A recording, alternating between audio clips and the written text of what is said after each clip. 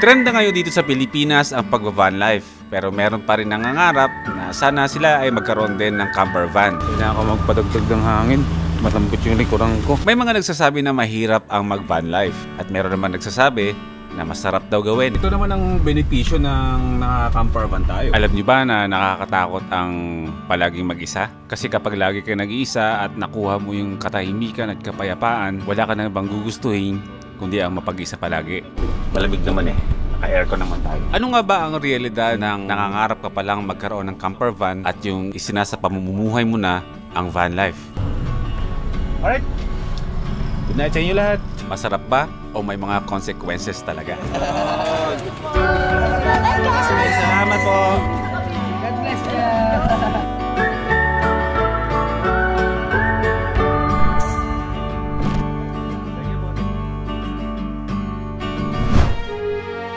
Pagkatapos ng mahigit isang linggo, iiwan na naman ulit natin ang Nueva Vizcaya.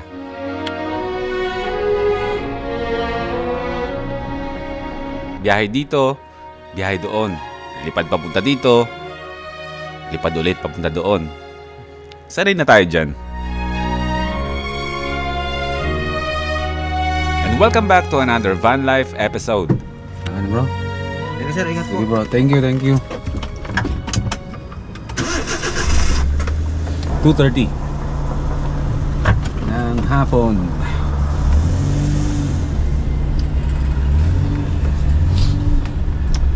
Kilala tayo nun, nahiya lang. Ayan, alas 2:30 ng hapon. Welcome back to another Van Life episode.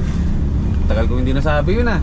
Pabalik na tayo ng Bulacan ngayon dahil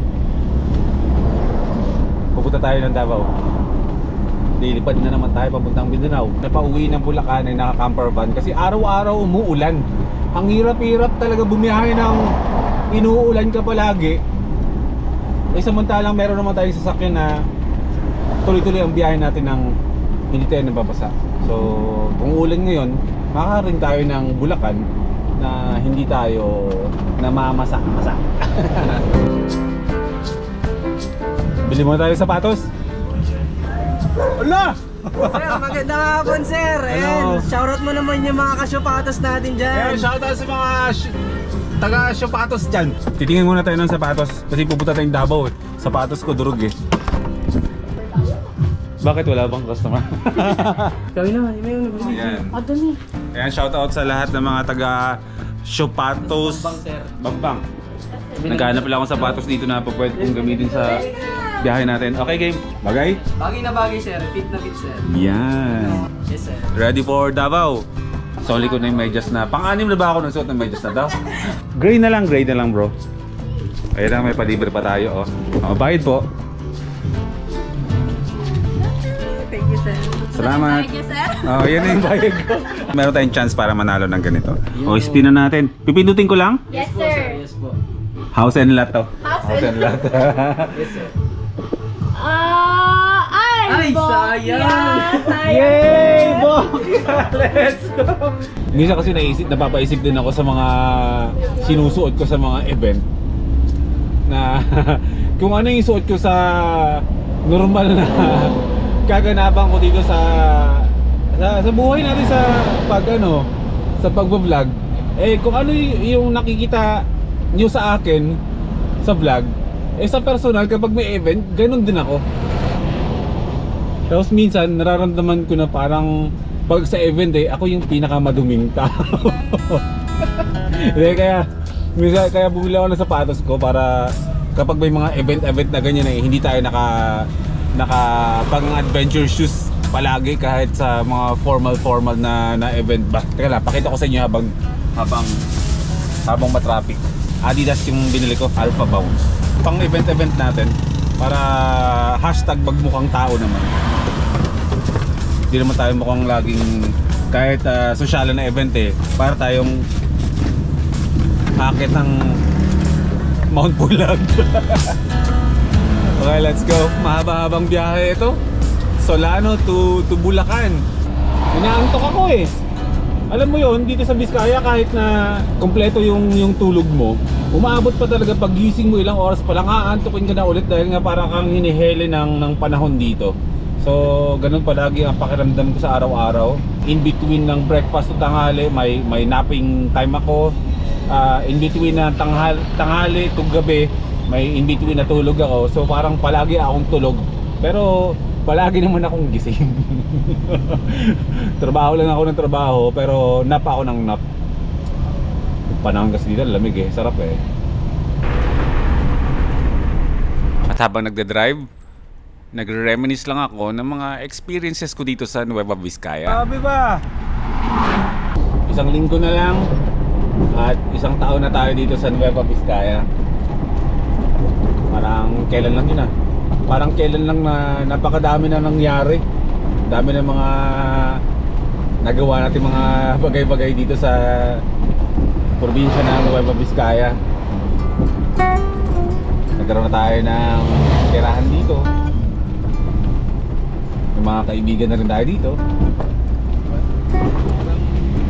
Parang pangalawang hometown ko. Bulacan dito. Tsaka wala naman akong pinagsisisihan na napadpad tayo na Nueva Vizcaya. Hindi man perfect. Pareho lang din ng mga lugar na titirahan ko na syempre may maaluan. Minsan may nagkakaroon ng problema sa sitwasyon. Pero all in all, kung titignan ko yung mga mas maraming maganda nangyari, ay maganda pa rin talaga ang Nueva Vizcaya. Magkano po sa ganitong gulay po? 3,100. Malaking factor na rin talaga na lumaki ako sa probinsya at nasubukan ko namang manirahan sa syudad. O sige, 1 kilo din dito. At ngayon, probinsya na ulit ang pinipili ko. Mag-uwi muna tayo ng pasalubong natin sa ating pamilya sa Bulacan. Gulay. Iba pa rin yung nasa gitna ka na or nasa puso ka ng Luzon, na lahat ng mga magagandang lugar eh nasa taas mo lang, nasa kanan, kaliwa, nasa baba. Nasa gitna tayo, kaya masaya ako dito. Grabe, hardcore talaga dito mga. Woo! Diba? Pakahanap lang doon ng butas na mga to. Talagang hardcore talaga dito eh. Grabe yung panahon dito, no? Malamig na ngayon. Tinitiis ko lang kasi pababa naman na tayo ng bundok at ilang oras na lang din eh hindi na natin mararamdaman ang ganitong lamig pagbaba natin ng Bulacan. Pero sana malamig dun. So, parang feeling ko hindi. Yung katawan natin, pabalik-balik tayo ng bundok at kapatagan, parang sala sa lamig, sala sa init ng ating katawan. Hanap tayo ng spot na pag-iidlipan ko muna, or baka makahanap tayo ng isang coffee shop na pwedeng umidlip muna sa parking bago tayo tumuloy sa biyahe. Inaantok talaga ako. Hindi naman tayo nagmamadaling umuwi. Oh, diba? Oh. Nakala ko malambot yung kailangan ko magpadagdag ng hangin. Malambot yung likuran ko. Stop over muna tayo dito. Baka makuha yung antok ko ng hindi ako nagkakape. Siguro mga 30 plus kilometers na lang mararating na natin yung Lanera. Nueva Ecija na yun. Nasa Nueva Ecija na nga pala tayo. I mean, near Cabanatuan. Hindi kaya, hindi nawawala yung antok ko dito. Kailangan ko talagang magkape. Pero siguro bandang baba na. Pababa na tayo dito sa kabundukan para saktong baka pwede na tayo maghapunan at matulog, umidlip ng kung ilang oras tayo makakatulog. Ito naman ang benepisyo ng naka-camper van tayo, diba? Kahit gabihin tayo, kahit ulanin tayo ng ulanin, eh okay lang tayo, dead man lang. Kasi meron naman talaga tayong pwedeng pagpahinahan. Sa unahan meron ako nakitang kubo na parang pwede kong kainan. Ganda dito, no? Ay, magandang gabi po. Magandang gabi naman. Meron po kayong kapeng barako? Ayan o. Ayun, yay! Makikape muna ako na. Opo, makikape muna ako na ya at ako'y inaantok na talaga. Oo, sige. Nakakatulog muna ako ng maayos. Eh kaso yung klima natin, kahit mahaba na yung tulog natin, eh pag nalabigan tayo, inaantok ulit tayo, di ba? Nay, no? Balikan mo lang yata. Po? Kasama ka? Ako lang po mag-isa. Ay. Alam nyo ba na nakakatakot ang palaging mag-isa? Pero last December po, no, hindi masyadong maulan, no? Oo. Malamig lang. Nag-iiba nga takbo ng panahon. Kasi kapag lagi ka nag-iisa at nakuha mo yung katahimikan at kapayapaan, wala ka na bang gugustuhin kundi ang mapag-isa palagi. Nung dito po, nung yung huli pong bagyo, naapektuhan po kayo dito? Kaubaran lahat to. Nilagyan lang namin ng mga ilang yero at saka lona. Kaya nga po sa likod nga, nag-iba nga yung hugis ng ilog, di ba? Ngayon, lumawak talaga lumapad Yung buhangin napunta sa gitna. Oo. Kaya pag uulan ulit at babagyo, baka ahon na yung tubig dito. Kinawawa naman kasi talaga itong lugar na to ng Pepito. Nabawasan pa yun ng ng lakas ng Sierra Madre, pero iba pa rin. Hindi rin ako nagtagal at ako'y nagpaalam na. O sige po, Nay, maraming salamat po. Ingat ka lang anak ha. Opo, salamat po. Ay, matulog ka ang liwanag. Pwede po dito? Oo, sige. Bawat hinto ko yata na nagkakape ako, nadadagdagan yung mga kaibigan ko dito sa kahabaan ng kalsada na to pa uwi ng Bulacan. Lahat yung kinakausap ko, lahat yung nagpapaalam ako in advance ba na in time baka pwedeng ako ay maki-park at makitulog sa mga lupaang bakante nila, pinapayagan naman ako. Para at least, kung hihinto man tayo dito ng alanganing oras at nakita nila yung sasakyan natin, hindi sila magtataka kung sino. Si Boyty pala yun, kilala na nila tayo. Okay, sana sumipa yung kape. Pero parang feeling ko, pansamantala, ikli lang. Kailangan ko talagang matulog. Itutulog ko muna talaga ito pagdating natin sa Kabatagan. Update ko kayo. Sa susunod po, Nay. Opo.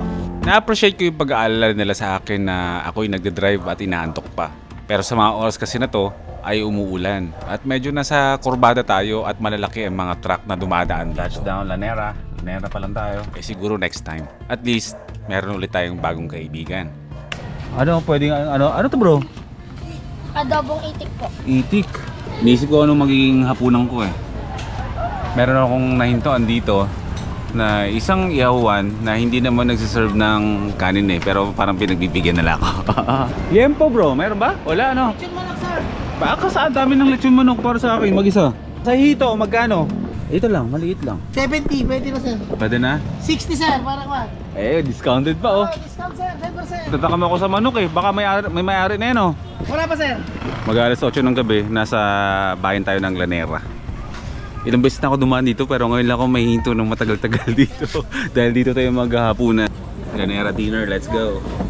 Ang in-order natin ay 70 pesos na halaga ng hito na binigay sa atin ng 60 pesos. Tsaka ito, kalahating lechon manok. Winnie! Oh, hello Winnie. Kaya hi muna sa mga kayo po may-ari po dito. Sa totoo, nakakabagot mag-isa. Yun kapag hindi ka marunong makisama. The first time po ba, kuya? First timers. First timers. Dapat open ang sarili mo sa lahat. Hindi yung sila ang aantayin mo lumapit sa'yo, kundi ikaw mismo ang maglalapit sa kanila ng sarili mo. Maraming salamat po. God bless you.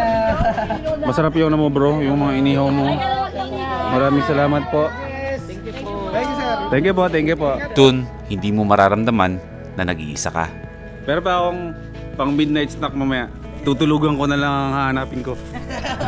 Maraming salamat po. Maghanap na tayo ng matutulugan. I mean, pwedeng pagparkan na kung saan tayo matutulog muna ng oras. Ano bro? SM Cabanatuan? SM Cabanatuan, let's go! Parang Baguio Kailangan ko nang maghanap ng gasoline station. Tanging gasoline station na talaga ang tanging paraan para makapagpahinga tayo. Kasi kanina, naghahanap-hanap ako ng mga pwede kong pagtabihan. Talagang napakaingay talaga ng mga sasakyan. Hindi rin na makakatulog. Kaya siguro bandang San Miguel or San Leonardo kung merong... Pwede po bang mag-park lang po muna doon? I-idlip lang? Ang sekreto sa hindi binubulabog na tulog ay ang magpaalam kung saan tayo magpa-park para maiwasan ang pagkatok sa atin sa kasarapan ng tulog natin. Thank you Lord, meron na tayong parking. Sa kakahanap ko ng malayo sa kalsada, nauwi rin ako sa tabing kalsada. Yay, meron na tayong matutulugan. Caltex, Cabanatuan. Medyo hindi na masyadong ragasaan dito mga sasakyan. Itutulog ko talaga to. Huwag niyong isipin pagod ako ha. Inaantok lang ako pero nag-enjoy ako sa biyahe natin. Never kong pinoproblema ang biyahe kapag siwatod ang dala natin kasi kampante ako na kapag bumabiyahe tayo at ako inantok at kailangan kong umidlip, meron tayong bahay na dala-dala. Alas 9:21 ng gabi. Sumakas. Sarap pa, lamig naka-aircon tayo. Sunog gasolina tayo pero okay lang. Dito tayo ngayon sa Maharlika Highway ng Cabanatuan. Hindi ko naman masasabi mag-sleep over. Matutulog lang ng mga ilang oras. So dito sa gasolinahan na to ng Caltex station, Caltex station, dito ako park. Nagpaalam naman tayo dun sa gwardiya na kung pwede tayo mag-park dito at pinayagan naman tayo dito. Hindi ko lang alam kung may bayad pero nung tinanong ko si gwardiya sabi niya may bayad pero yung lugar, parking lot, mukhang wala namang bayad. Pero pag siningil tayo mamaya pag alis, di magbabayad tayo. Basta ang goal natin, wag ko na munang ipilit yung hanggang makauwi ng Malolos ng ganitong oras kasi nga, dahil nga hindi naman ako pagod, inaantok lang ako, mahirap mag-drive. Sa totoo lang, kahit noon mas okay nga na mag-drive ako, pero hindi ko na ginagawa ngayon mas okay na mag-drive ako ng lasing noon kaysa mag-drive ako ng inaantok. Pero huwag natin gagawin pareho ngayon yun. Tanda na tayo para sa mga pasaway moves na ganun. Hindi ako mag-a-alarm pero feeling ko before midnight or after midnight, mga alauna, ay magigising ako. And unang gising ko, unti-unti na tayong dumiretso ng Bulacan. Malamig naman naka-aircon naman tayo. Bukas naman yung mga tagiliran niyan. Kaya huwag kayong mag-alala. Baka masuffocate ako or maging talong ako kinabukasan. Nakakaya ako dito. Alright. Good night sa inyo lahat. Kita-kits tayo bukas. Kinabukasan, DJ ko to kapag kasama ko dito Siya ang in charge sa music. I'm back! Daddy is back! Slow! Magaling! Ayun, nakabalik na tayo ng Malolos, Bulacan.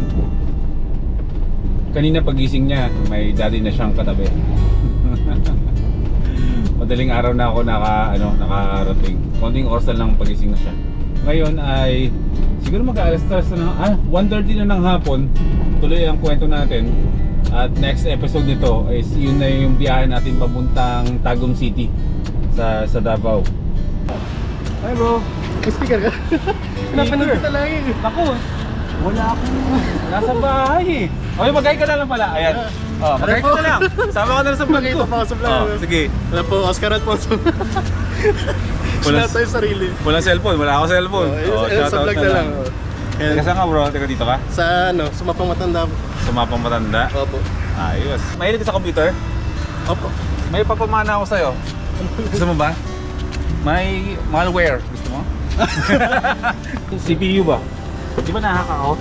Opo. Ipapalinis ko mabuti. Natatakot akong gamitin to. Nadanig ko din sa aking kaibigan. Kamusta mo ako sa namin po? Ingat po ka. Sige bro ha. Thank you po. Next time na pag nakita tayo, hingan mo ang sticker. Wala tayong sticker ngayon Let's go. Papasok natin itong nakakatakot na CPU na to. May bakas to Ano bang gagawin natin dito?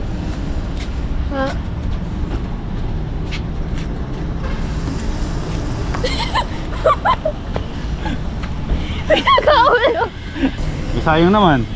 Kailangan i-reformat para maubos ang bakas. So ako na po talaga yung magbablog. Hello guys. Sogi. Nasiraan na naman ang computer kaya nagpakita. Kung hindi cellphone, laptop, desktop, magpagawa natin yan. Parang kilala ko yun. Di ba pinapanood namin, pinapakalaw ko pa sa executive namin. Check mo na lang kung ano yung ano. I-remote na ilagay natin para hindi isang kulay lang ang ano. Tapos ano, huwag ka na magpapahack. Alam niyo naman mga first timers, board level repair tayo. Ayan. Nakikita po ng customer natin kung anong ginagawa sa kanilang mga gadgets. Gumagamit din tayo ng board viewer. May bago akong technician. Boss, gawa na ba yan, boss? Alam mo to eh, pampatayo to eh. Iniipon to, di ba? Oo. Board mo to, di ba? Board mo to? Board niya, board niya. So, sponsor mo na ng bagong ano yan. Nakailang balik na pala sa'yo eh. Lahat ng mga gadgets, care about your gadgets, J&J Gadgets. Dito yun sa South Supermarket, Malolos. Yes. Jason, guwapo, Togi na ba yan? Siya. Dito na natin tapusin yung vlog natin, mga first timers. At napaka-init ba talaga. Maraming salamat mga first timers sa pagsama. At next upload ay nasa Davao City na tayo. Hiram tayo ng van kay Dodong Lagan at mag-iikot-ikot tayo sa Mindanao. Okay? Bye-bye. Kita-kits tayo sa Mindanao.